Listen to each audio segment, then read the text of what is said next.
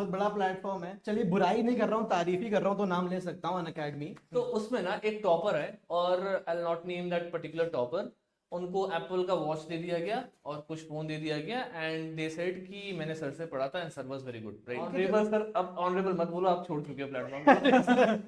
नहीं नहीं सर, जो भी है, रोटी तो खिलाई थोड़े टाइम तक उन्होंने। क्योंकि ऑप्शनल सब्जेक्ट वो होना चाहिए जो आपकी गर्लफ्रेंड जैसा, क्या बात है? मतलब कि आपको कभी मन ही ना भरे उससे उससे मिल कर आओ, सुबह मिल कर आओ, शाम को फिल्म करने का मन करे। 40 क्वेश्चन, 30-40 से ज्यादा ही बोल रहा हूँ, 30 की लिमिट है।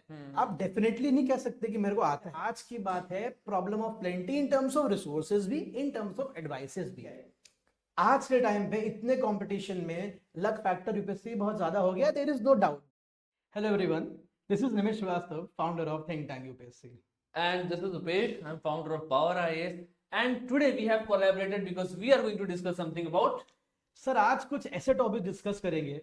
देखिए, एजुकेशन वीडियोस तो हम लेकर आते हैं बच्चों के, जो डिफरेंट सीरीज है, सब्जेक्ट डिस्कस करते हैं, करंट अफेयर्स। लेकिन मेरा ये मानना है कि इन सब के साथ साथ अगर बच्चों को एक ऐसा विजन मिल जाए, खासकर इस पीक टाइम में जब प्रीलिम्स सर पे हैं, जब इतनी सारी आपके दिमाग में डाउट चलते रहते हैं about your strategy, your planning, exam कैसा होगा, तो उन चीज के बारे में कुछ बात करना चाहता हूं। And thank you for joining us. आज हम साथ में आए, आई होप हम लोग मिलकर कुछ ऐसा प्रोड्यूस कर पाए तो बच्चों को बहुत बहुत हेल्प करे। Definitely sir. एंड इनफैक्ट मुझे लगता है आज की वीडियो में हम सिर्फ कोर कन्वेंशनल टीचिंग से हट करके एनसीईआरटी एंड अदर सीरीज जो अपने प्लेटफॉर्म्स पे करा रहे हैं उससे हट करके थोड़ा सा डिस्कस करेंगे, पिन डाउन करके कि यूपीएससी प्रीलिम्स जो अभी से कितने दिन दूर है सर? सर लगभग 2 महीने। 2 महीने दूर है भाई। मतलब ये ऐसा वाला टाइम है जब मुझे हर दूसरे दिन लगता था कि अब मैं नहीं दूंगा अटेम्प्ट, मैं गिव अप करने वाला हूँ। पीक टाइम है, नो डाउट पीक टाइम है और इस ये मेक और ब्रेक टाइम है। Exactly. इस टाइम अगर आपने अपने जो आपके नर्व्स हैं उसको होल्ड कर लिया और आपने यहाँ टाइम बिता लिया अच्छे से, अपनी तैयारी को स्पेस में ले गया, फिर प्रेस बढ़ा लिया, तो फिर it will make your situation. और मेरा तो सर सीन ऐसा होता था कि मुझे हर दूसरे दिन लगता था कि मैं नहीं दे रहा अटेम्प्ट, मैं नहीं दे रहा। फिर अगले दिन टेस्ट सीरीज में मार्क्स आ गए, इस बार तो फोड़ेगा भाई तेरा। ये वाला एक एटीट्यूड रहता था। और मुझे लगता है ये वाला जो एटीट्यूड है ना, ये सिर्फ हमारे साथ नहीं, like us there are thousands of aspirants जो इस फेज से होके गुजर रहे हैं, right? So today we will be discussing something brutal truth about UPSC prelims, जो कि basically people do not want to discuss something. मेरा सबसे पहला एक क्वेश्चन सर आपसे, yes, sir. क्या लगता है सर ये जो इतने सारे सोर्सेस अवेलेबल है मार्केट में, आप भी बहुत बड़े कोचिंग में काम कर रहे हैं, नॉट नेम दैट बिकॉज मुझे पता आपकी जॉब प्यारी है तो yes, sir. उस प्लेटफॉर्म पे या फिर जो भी प्लेटफॉर्म्स पे आपने काम किया, even I am also working there, क्या लगता है सर यहाँ से जितने रिसोर्सेस आ रहे हैं वो बच्चों को चैनलाइज कर रहे हैं, डिस्टर्ब कर रहे हैं? सर देखिए, अगर आपने मुझसे सवाल आज से 7-8 साल या 6 साल पहले पूछा होता तो मैं आपको जवाब देता कि सर बहुत अच्छा है, जितनी भी कोचिंग्स हैं, जितने भी नए इंस्टीट्यूट्स खुले हैं, बहुत अच्छा कर रहे हैं, बच्चों को एक्स्ट्रा मटेरियल दे रहे हैं, जो कंपाइलेशंस हैं वो दे रहे हैं बुक्स के अलावा। बट अगर आज हम प्रेजेंट सिनेरियो की बात करें, टू बी ऑनेस्ट सर, पहले प्रॉब्लम रहती थी जो स्कैसिटी ऑफ रिसोर्सेज होती थी, बट आज कमी प्रॉब्लम नहीं है, आज है द प्रॉब्लम ऑफ प्लेंटी। आज इतनी ज्यादा रिसोर्सेज हो गई है मार्केट में, बच्चा स्पेक्ट्रम पढ़ता है मॉडर्न के लिए, तो उसको अलग टीचर ने बोल दिया कि भाई स्पेक्ट्रम से नहीं होगा, अब स्पेक्ट्रम से क्वेश्चन नहीं आता है, तुम्हें बिपिन चंद्रा पढ़नी पड़ेगी, तो बच्चा वो पढ़ने भागता है। जो वो पढ़ता है तो उसको कोई तीसरा टीचर आके बोल देता है नहीं नहीं नहीं, इससे तो बिल्कुल नहीं हो पाएगा, यूपीएससी एग्जॉस्ट कर लिया, यूपीएससी को पता है तुम इससे पढ़ के आते हो, वो इससे नहीं पूछेगा, तो आपको शेखर बंदोपाध्याय पढ़ना पड़ेगा। करेक्ट, शेखर बंदोपाध्याय ऑप्शन के लिए पढ़ते हैं। तो कहने का बेसिकली ये मतलब है, आज की बात है problem of plenty in terms of resources भी, इन टर्म्स ऑफ एडवाइसेस भी। इतना एडवाइस सर मार्केट में है कि बच्चा कंफ्यूज हो जाता है। तो अभी क्या करना है कि जैसा आपने भी अपने वीडियो में बताया, मैंने देखा था कि आपको टारगेट करने हैं वो एरियाज और आपको रिसोर्सेज रखना है कन्फाइंड। ब्रूस ली का एक फेमस कोट है, मैं अपने वीडियो में कहा भी था कि I am not afraid of a person who knows 1000 moves, I'm afraid of a person who knows one move and who has practiced it for 1000 times. Correct, definitely correct. Even I tell this to aspirants as well कि consolidation is more important than expansion. आप एक topic को कितनी बार mug up कर रहे हो वो बहुत इंपॉर्टेंट है देन एक्सपेंशन। एक मेरा बहुत ही स्ट्रांग बिलीव है, शायद हो सकता है बहुत लोग इससे नाराज हो जाए, मुझे ऐसा लगता है सर कि यूपीएससी सिविल सर्विसेज एक ऐसा एग्जाम है ना जो क्रिएटिव लोगों का एग्जाम नहीं है, एक ब्लंट माइंड का एग्जाम है। Why I'm saying the blunt point? Because एक लक्ष्मीकांत, एक स्पेक्ट्रम की किताब जब तक एग्जाम नहीं निकल रहा, 5 साल 4 साल, आपको बोर नहीं होना है, you have to go through the pages again and again. अगर आप वो एक बार उठाएंगे सर, जैसे ये आर्य शर्मा की किताब है, अब ये किताब है thousands of times it has been mugged up और मैं आज भी इससे बोर नहीं होता, इसका मतलब ये कि मैं भी ब्लंट हो चुका हूँ सर बहुत बड़ा प्लेटफॉर्म है। चलिए बुराई नहीं कर रहा हूँ, तारीफ ही कर रहा हूँ, तो नाम ले सकता हूँ अनअकैडमी। उसके फाउंडर हैं ऑनरेबल रोमन सैनी सर। बहुत अच्छा काम करा है उनके ऑनरेबल सर, अब ऑनरेबल मत बोलो, आप छोड़ चुके हो प्लेटफॉर्म। नहीं नहीं सर, जो भी है, रोटी तो खिलाई थोड़े टाइम तक उन्होंने, तो ऑनरेबल तो बनता है। तो कहने का मतलब ये है कि उन्होंने अपने स्टार्टिंग वीडियो में बोला था एक बार कि आप, जैसे एक बच्चे ने उनसे पूछा कि ऑप्शनल कौन सा लूं, तो उन्होंने बोला कि ऑप्शनल सब्जेक्ट वो होना चाहिए जो आपकी गर्लफ्रेंड जैसा, मतलब कि आपको कभी मन ही ना भरे उससे, उससे मिल कर आओ, सुबह मिल कर आओ, शाम को फिल्म देखने का मन करे। सर याद आ रहे हैं। नहीं सर, ओझा सर की बात नहीं करते हैं तो अच्छा है। गर्लफ्रेंड के कोने बैठे हुए और आग में सोच रहे हैं कि ये वाला थ्योरम वहां पे था। नहीं नहीं, ओझा सर की बात नहीं करते हैं तो अच्छा है। लेकिन हाँ, आप तो कर सकते हैं, अगर विधायक बन गए होते तो बिल्कुल ना कर पाते, है ना। स्ट्राइक आ जाता अब तक। ठीक है, खैर जो हम बात कर रहे थे कि सर ने कहा था कि गर्लफ्रेंड तेरे सब्जेक्ट होना चाहिए, आपका मन नहीं भरे उससे, क्योंकि बहुत कम परसेंटेज होता है जो एक बार में फर्स्ट अटेम्प्ट में निकाल लेता है एग्जाम। ऑन एन एवरेज अगर आप देखें तो third fourth attempt is the average जिसमें बच्चा निकालता है। करेक्ट। तो एक सब्जेक्ट को लेके आप 3 4 5 साल पढ़ो, और बहुत बड़ी बात है सर, आपको सुनने में आसान लगता है but it's very very difficult कि आप उस चीज को, आज मैं सर बता रहा हूँ, मैंने 70 80 बार लक्ष्मीकांत पढ़ी होगी, but it's the love of polity जो मेरे को 81 बार पढ़ने पर भी उसको मेरे को कुछ नहीं होता, आई कैन रीड दैट। तो द पॉइंट इज कि you should love the subject, है ना।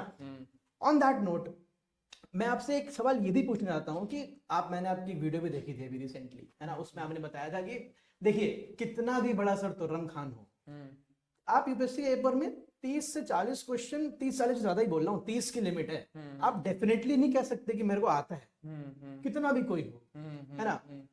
उसके ऊपर का जो गेम होता है वहीं पर सिलेक्शन होता है। Correct correct. 30 क्वेश्चन तक तो every average aspirant can reach, definitely, लेकिन सिलेक्शन होता है सर 90 प्लस मार्क्स में, या कभी कभी 95 प्लस भी। करेक्ट। अगर 95 प्लस हो तो आप सिक्योर एरिया में हो, सीन द लास्ट 3 4 इयर्स, ठीक है।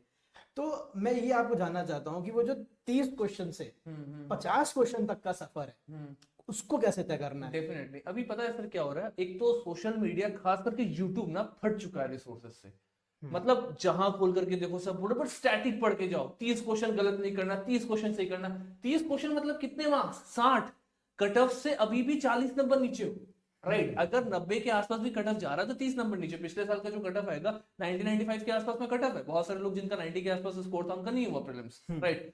तो जो मुझे लगता है, जो बाकी सोर्सेस और पीवाईक्यू को देखने में पता चलेगा, कुछ सर्टेन एरियाज में जहां से क्वेश्चन बहुत आते हैं। फॉर एग्जांपल आपने करंट अफेयर किया है तो उससे आप आईआर करो, आईआर में कोई जगह है, कोई प्लेस है बहुत न्यूज में, कोई मिलिटेंट है, एक्टिविटी है बहुत न्यूज में, उसके आसपास की लोकेलिटी, कौन सी रिवर बह रही है, वहां से क्वेश्चन। एक आपने सर अभी सीरीज में कराया था places in news, trust me that is a wonderful series, I would request everyone of you to go and watch it, because वैसे जो मिसलेनियस टॉपिक्स है वहां से क्वेश्चन आते हैं। स्पीशीज इन न्यूज, वहां से क्वेश्चन आते हैं। आर्ट एंड कल्चर, हम एंशिएंट इंडिया पढ़ते हैं, आर्ट एंड कल्चर भूल जाते हैं। आर्ट एंड कल्चर में हम क्या पढ़ रहे हैं, नागरा स्टाइल, द्रविड़ा स्टाइल। यूपीएससी ने नागरा स्टाइल, द्रविड़ा स्टाइल को 2017 में छोड़ दिया। हाँ, अब आप देखोगे तो थोड़ा फिलोसफिकल तरफ जा रहा है, बुद्धिज्म की फिलोसफी पूछता है, वहां से जो फेमस स्कॉलर्स हैं उनके बारे में पूछ रहा है। और पता है जो प्लेसेस है ना जहां पे कभी आर्ट एंड कल्चर हुआ करता था, उसकी geography, for example Ajanta Ellora से कौन सी नदी बह रही है, वागोरा रिवर, उसकी ज्योग्राफी क्या, मतलब आर्ट एंड कल्चर को ज्योग्राफी के साथ मिक्स कर रहा है। इंटरलिंकिंग ऑफ पेपर जो मेंस में करा करता था, प्री में बहुत ज्यादा कर रहा है, और इसी चक्कर में बहुत बच्चे प्री आउट हो रहे हैं, right. And that is the reason why I strongly feel कि कुछ 4 5 सब्जेक्ट्स है, अगर उस पे काम करें, जैसे कि आपका आर्ट एंड कल्चर हो गया, एनवायरमेंट हो गया, साइंस एंड टेक हो गया, आईआर हो गया, जैसे आपने कराया था species in news and places in news, in areas को करके जाना, तो वो जो 30 से जो 50 क्वेश्चन का रेंज है, ये वहां पे आपको ये सफर तय करना है। Definitely definitely. ये सर जो मैं समझ पा रहा हूँ आपकी बातों से और अपनी अंडरस्टैंडिंग से भी, वो ये है कि देखो स्टैटिक जो सब लोग बोलते हैं 30 क्वेश्चन गलत नहीं करना है, नहीं करना, दो पहलू हैं। 30 क्वेश्चन गलत नहीं करना है स्टैटिक का, वो इसलिए नहीं करना है क्योंकि रेस से पीछे नहीं रह जाना है। वो अगर 30 सही करोगे तो रेस में बने रहोगे, लेकिन रेस से बने रह के कुछ नहीं होगा। उस रेस में तुम बने हो, फिर तुम्हें एट द एंड जब तुम्हारी लाइन पास आ रही है, तुम्हें आगे भी तो निकलना है। आगे भी निकलना है। आगे निकलने के लिए ये 20 क्वेश्चन आपको करने हैं। डेफिनेटली। और मैं सबको बोल रहा हूँ, आप ये वीडियो हो सकता है प्रीलिम्स के एक दिन पहले देख रहे हो सकता है 2026 में देख रहे हो यार। डेफिनेटली प्रीलिम्स एक ऐसा गेम है ना कि अगर ये अपॉर्चुनिटी हाथ में रही तो पूरा साल यूज हो जाता है, अदरवाइज पूरा साल लगता है साल बर्बाद हो गया। प्रीलिम्स से निकला तो मेंस से लिखने को मिलेगा, साल बर्बाद हो जाएगा। टू बी ऑनेस्ट हमारे भी साल बर्बाद हुए हैं। And it is not that कि we have just came to the platform, we started, जैसे सर ने अभी थिंक टैंक यूपीएससी स्टार्ट किया, डन ग्रेट जॉब, बहुत ही अच्छा ग्रो कर रहा है। अपने हमने भी पावर आई से स्टार्ट किया। तो जो स्टार्ट करने का मोटो था वो इसलिए नहीं था कि हम आते एजुकेटर थे, वी आर एस्पिरेंट्स। वो एस्पिरेंट्स एजुकेटर का जो जर्नी है दैट हैज बीन ग्रेट। और इसके साथ एक क्वेश्चन मेरे दिमाग में आता है, जब तक मैं इस रेस में था, राइट, 1 साल 1.5 साल पहले तक, let us take 2 years back, तब तक मुझे ऐसा लगता था कि यूपीएससी के अलावा मेरे लाइफ में कुछ भी नहीं है, it is the only option, यही मेरी गर्लफ्रेंड है, यही मेरी माशूका है, यही ये सब कुछ। लेकिन आज जब मैं उस गैप से निकल करके अपॉर्चुनिटीज देखता हूँ, अभी मतलब ठीक ठाक चल रहा है, एक चैनल है, प्लेटफॉर्म है, 30-32 लाख सब्सक्राइबर है, वहां क्लासेस भी अपनी जा रही है, 1-2 और प्लेटफॉर्म से वहां भी क्लासेस जा रही है, ठीक ठाक चल रहा है।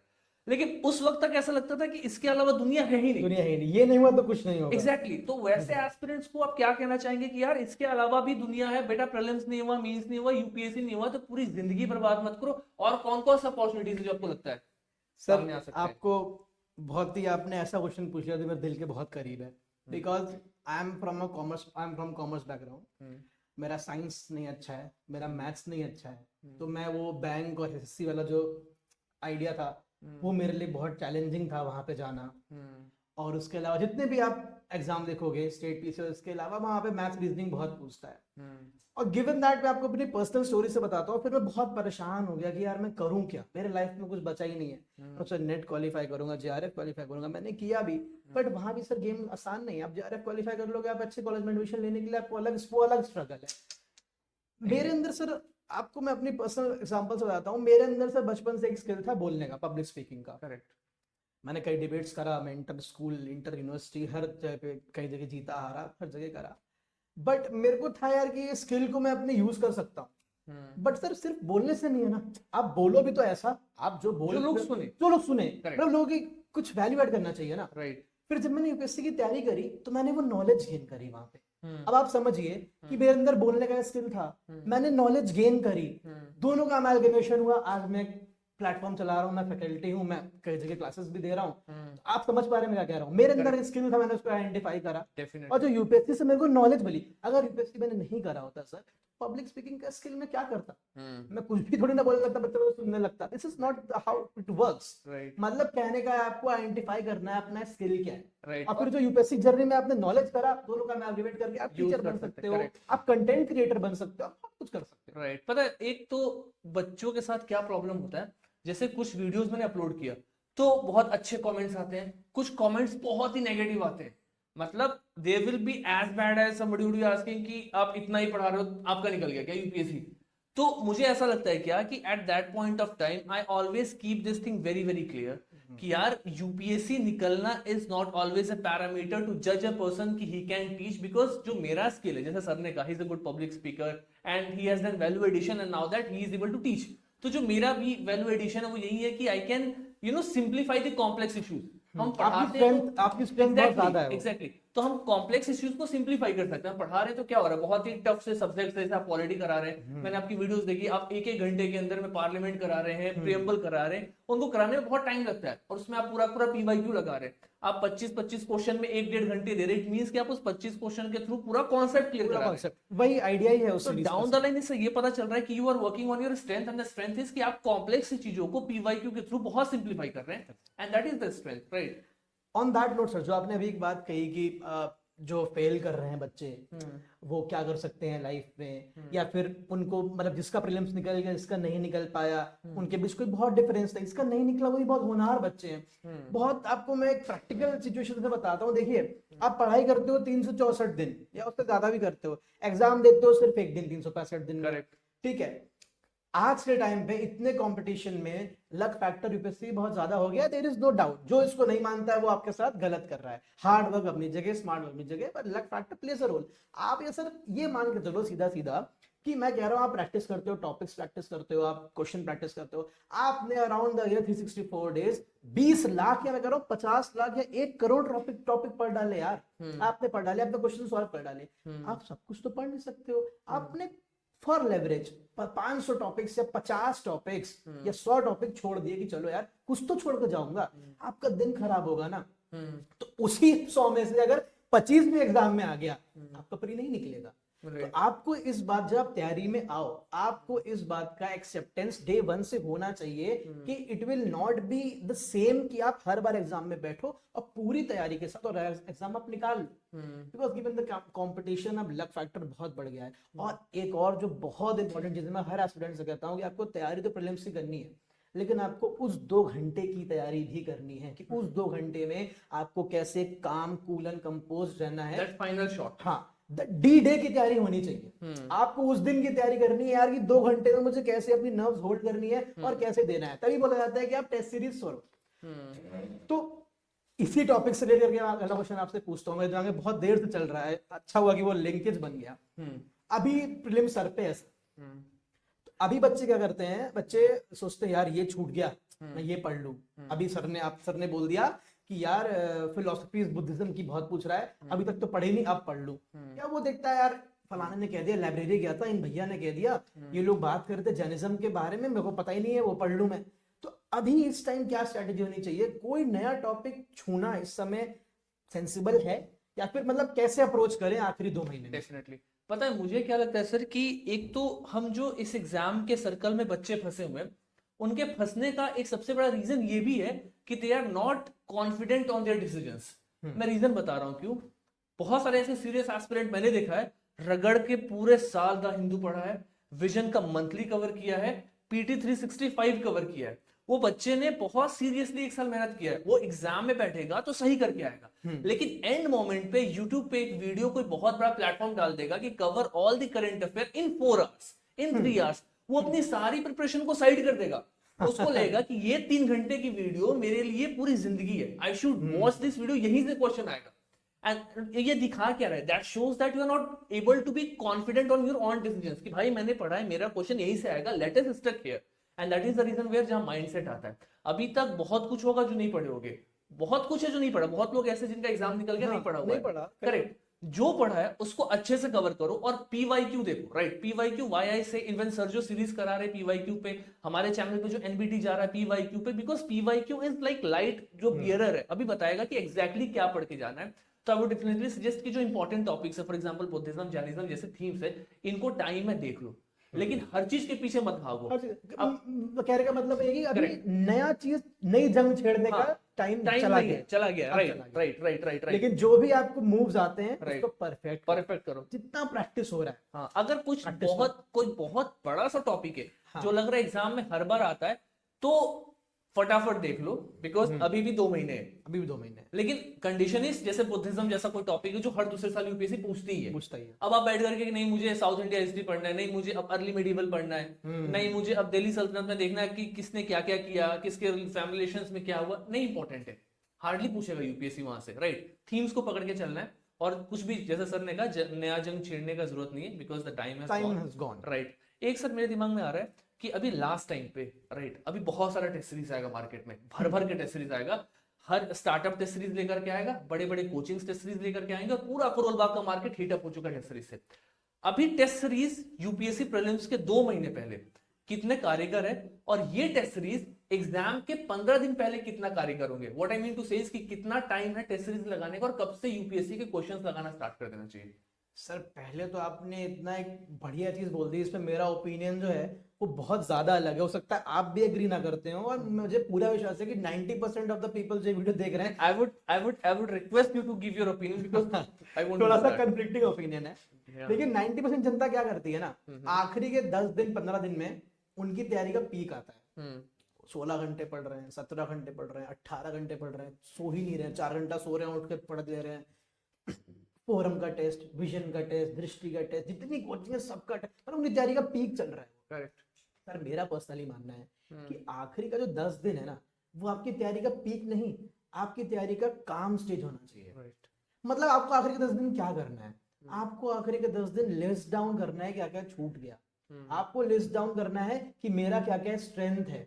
आपको मैंने बताया ना, उस 2 घंटे की तैयारी की, पेपर जब मेरे सामने आएगा, पेपर खोलूंगा तो मुझे क्या करना है, आपको पता होना चाहिए। आखिरी के 10 दिन में प्लान बनना चाहिए कि यार पहले पॉलिटी करूंगा, कि पहले हिस्ट्री करूंगा, कि पहले आईआर करूंगा, जो मेरा स्ट्रेंथ है। आपको आखिर के 10 दिन में प्लानिंग करनी है, वो आपका कंसोलिडेशन, जो आपने वर्ड यूज करा था, वो आपका कंसोलिडेशन फेज है, वो तैयारी का पीक नहीं है। पीक पे मानता हूं अगर आपको टेस्ट सीरीज सॉल्व करनी है अभी करो, ये करो, पूरा अप्रैल करो, आप भी आधा मई भी लो, लेकिन आखिरी का 10 दिन जो रहेगा वो आपका क्या रहेगा, आपका बहुत ही कंसोलिडेशन फेज रहेगा, एक्सपेंशन नहीं करना है। Right. तो जितनी टेस्ट सीरीज लगानी है लगा लो यार, आपके पास ये पूरा अप्रैल पड़ा हुआ है, अभी तो मार्च भी खत्म नहीं हुआ, आप लगाओ जितना लगा सकते हो, कोई बुराई नहीं है, लेकिन टेस्ट सीरीज लगा के छोड़ नहीं देनी है। फिर टेस्ट सीरीज लगानी है अपना, आप प्री को तो खुद ही देख सकते हो ना, क्या सही है क्या गलत, इवैल्यूएटर तो मेंस के लिए चाहिए, आप देखो एक्सप्लेनेशन से, फिर उस पे इंप्रूवमेंट लाना, वैल्यू एडिशन करो, कुछ कंटेंट हाँ, नया मिल गया तो कई उसको कंटेंट ऐड मिल गया करो। उसको नोट्स में ऐड Right, करो, right. और देखो कि मुझसे गलती कहाँ हो रही है। Test series Right. लगाने का पर्पस ये नहीं है कि मार्क्स मैटर ही नहीं करते हैं सर, Right, यहाँ पे राइट मॉक में मार्क्स नहीं मैटर करते हैं, Correct. ठीक है, बिकॉज यूपीएससी का पेपर बहुत अलग आने वाला है, कोई भी Correct, कोचिंग correct. क्रैक नहीं कर सकती है Correct, जो correct. पेपर आने वाला है। Correct. मुद्दा है कि आपको यहाँ पे देखना है मुझसे गलती कहाँ हो रही है, Right. मुझसे आईआर क्वेश्चन नहीं बन रहे हैं, कि Right. मुझसे प्री के पॉलिटी क्वेश्चन नहीं बन रहे हैं, कि हिस्ट्री क्वेश्चन नहीं बन रहे, ये टाइम है, Definitely. This is my point of view. And with the same thing, एक लास्ट क्वेश्चन है सर मेरे सामने जो बहुत ही इंपॉर्टेंट है, इसके बाद से we will be ending of the podcast. The question is sir कि सब लोग कह रहे हैं पूरे मार्केट में कि पीवाईक्यू लगाओ, पीवाईक्यू लगाओ, पीवाईक्यू लगाओ, आप मुझे एग्जैक्टली बताओ 2 मिनट के अंदर में कि पीवाईक्यू कैसे लगाओ, क्या प्रोसेस होना चाहिए, ऑप्शंस को भी पढ़ना है, उसका भी कंटेंट, क्या करना है मुझे पीवाईक्यू में। सर देखिए, पीवाईक्यू पहले बताता हूँ इंपॉर्टेंट क्यों है। आप जितना भी ज्ञान ले लो, जितना भी ज्ञान ले लो, वो यूज है ना, आप 10 तलवार खरीद कर रख लो, बेहतरीन से बेहतरीन, आपने औरंगजेब की तलवार या छत्रपति शिवाजी की तलवार कहीं से जुगाड़ कर घर में रख ली, उसको चलाना ही नहीं आता है तो फायदा क्या, डेफिनेटली समझ रहे हो ना। Correct. तो आप जितना भी ज्ञान ले लो, पर अगर आपको उसको यूज करना ही नहीं आता है तो फिर कैसे, और आप सीखोगे कैसे, आप सीखोगे कैसे, आप सीखोगे पीवाईक्यू से। आपने जो भी नॉलेज गेन करी है उसको यूपीएससी पूछता कैसे एग्जाम में, ये आपको पीवाईक्यूज बताएगा। देखो, अगर करना कहां से है तो उसकी तो अंत नहीं है, इतनी बड़ी बड़ी कोचिंग से कंपाइलेशन है पीवाईक्यूज के, आप वहां से कर सकते हो। आपने अपने चैनल पे सीरीज चला रखी पीवाईक्यूज की, वहां से कर सकते हो। अगर सर का कंटेंट अच्छा लगता है, जो कि बहुत अच्छा है, मैं खुद आपके वीडियो देखता हूँ, आप वहां से कर सकते हो। हमारे चैनल पे एमसीक्यू सीरीज चल रही है, आप वहां से कर सकते हो। उसके अलावा सर जो मेरा पॉइंट है क्वेश्चन है कि देखना क्या है पीवाईक्यू में, पीवाईक्यू में आपको क्वेश्चन तो देखना ही देखना है, आपको ऑप्शन भी देखना है। बिकॉज यूपीएससी क्या करता है, आपको लगेगा नहीं यार इसका तो 90% जनता को लगता है कि इसका तो बी होगा, पर यूपीएससी के आंसर किया है कि तो उसका आंसर सी होता है। तो अगर आप वो फिर बीसी हो जाता है उनके साथ।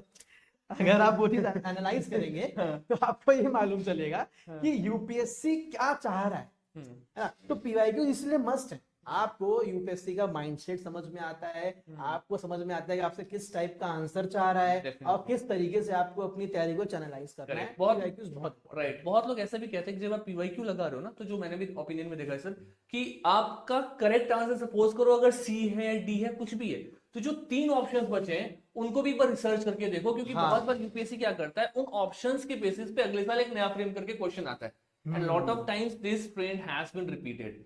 एक चीज और मैंने नोटिस किया सर, जब मैं एनबीटी सीरीज चला रहा था, कि जब हम यूपीएससी के पीवाईक्यू करते हैं तो उस साल यूपीएससी के साथ साथ यूपीएससी सिविल सर्विसेज के साथ यूपीएससी के जो अलग वर्टिकल्स के एग्जाम है, असिस्टेंट कमांडेंट, सीडीएस, वहां से क्वेश्चन रिपीट होते हैं। ये अभी रिसेंटली ट्रेंड बहुत ज्यादा चलन में आ गया, बहुत ट्रेंड में आ गया है। तो मैं ऐसे कई एजुकेटर्स को देखता भी, जो अच्छे एजुकेटर्स हैं, नॉट एवरी एजुकेटर, ऐसा नहीं सारे एजुकेटर हुए हैं, बड़े बड़े प्लेटफॉर्म से भी बहुत अच्छे अच्छे एजुकेटर्स हैं जो जेन्युइन बात बताते हैं। ठीक है, तो उन लोग ने भी काफी अच्छे एनालिसिस करी। मैं देख रहा था कि सीएपीएफ से कई क्वेश्चन आपको डायरेक्ट नहीं देखने को मिले, थीम आपको सेम देखने को मिला है ना, आपको कई जगह देखा गया। तो अगर आप पास टाइम है तो आप वो भी कर सकते हो। बट सर मेरा पर्सनल ओपिनियन है, अगर आप यूपीएससी का ही, अगर आप अपना जो आईएएस का एग्जाम का ही पीवाईक्यू है, आप उसको ही देख लोगे, it is more than enough for you. ठीक है, अच्छा, आपने तो बोल दिया कि लास्ट क्वेश्चन है, एक क्वेश्चन मेरे मन में रह गया और मैं बता रहा हूँ, बच्चे वेट कर रहे हैं उसके लिए। अच्छा, बच्चे उसी लिए आए थे यहाँ पे। अच्छा, और वो है कि सर मैंने उस टॉपर को सुना था, मेरे कॉलेज में आया था टेड टॉक देने, कि मैं सुबह 5 बजे उठ जाता था, 5 से 9 एक शिफ्ट पड़ता था, मम्मी किचन में मम्मी खाना किचन से बना के लाती थी, नाश्ता ब्रेकफास्ट, दरवाजा ऐसे थाली अंदर सरका देती थी, दरवाजा बंद कर लेती थी, मैं आधे घंटे में खा लेता था, फिर मैं 9:30 से 1 बजे तक फिर पढ़ता था, मम्मी फिर आती थी, फिर थाली लंच की सरका देती थी, फिर मैं 2 से 6 पढ़ता था। एक सर जेन्युइनली एक है टॉपर रहे, AIR बन के ही रहे, नाम नहीं लूंगा, उन्होंने बोला, ये मतलब उनका मैंने शेड्यूल एनालाइज करा तो उन्होंने 17 घंटे का पढ़ा दिया। उन्होंने कहा मैंने 1 साल तक यही फॉलो कर।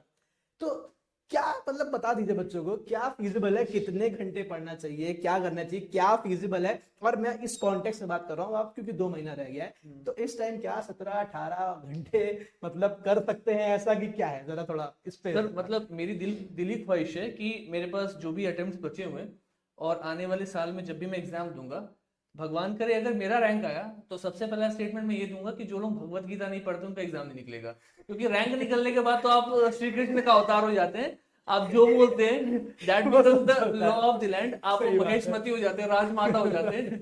आप मेरा जो वचन ही बोलेंगे, शासन बन जाता है। हाँ बस बस वचन ही अनुशासन हो जाता है। तो उस वचन अनुशासन के चक्कर में बहुत बच्चे डेविएट हो जाते हैं। मुझे तो ऐसा लगता है जब राइट। रिजल्ट आ जाता है फाइनल, हाँ। और उसके बाद आप जब जाते हो ट्रेनिंग के लिए और वो आपके पास रहता है टाइम, उसमें ये लोग बैठ के स्टोरीज प्रिपेयर करते हैं कि यार अब तो सक्सेस मिल गई, सक्सेस स्टोरी तो बनानी है, स्ट्रगल स्टोरी तो बनानी है। राइट। और पता है मतलब मेरे सामने एक बहुत ही अनयूजुअल सा इवेंट हुआ। I was shocked to see that. मैं एक एकेडमी में था and I was working in a content team. मतलब अभी नया स्टार्टअप है, अच्छा खासा भी चल रहा है। अच्छा खासा चल रहा है मतलब अच्छा खासा पैसा डुबा चुका है और अभी भी चलने की कोशिश कर रहा है। तो उसमें ना एक टॉपर है और I will not name that particular topper.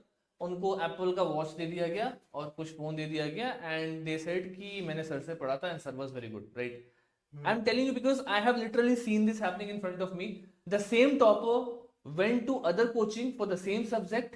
Same coaching वही चीज बैनर पे आ रही है जो इस कोचिंग ने पब्लिश किया, और 10 जगह वही चीज बैनर पे आ रहा है, पूरा करोड़ बाग। मतलब इतना ज्यादा ये फट चुका था कि बाद में मिनिस्ट्री ने आकर के इंटरफेयर किया कि आप रिजल्ट्स क्लेम मत करो क्योंकि बच्चे डेविएट हो रहे हैं।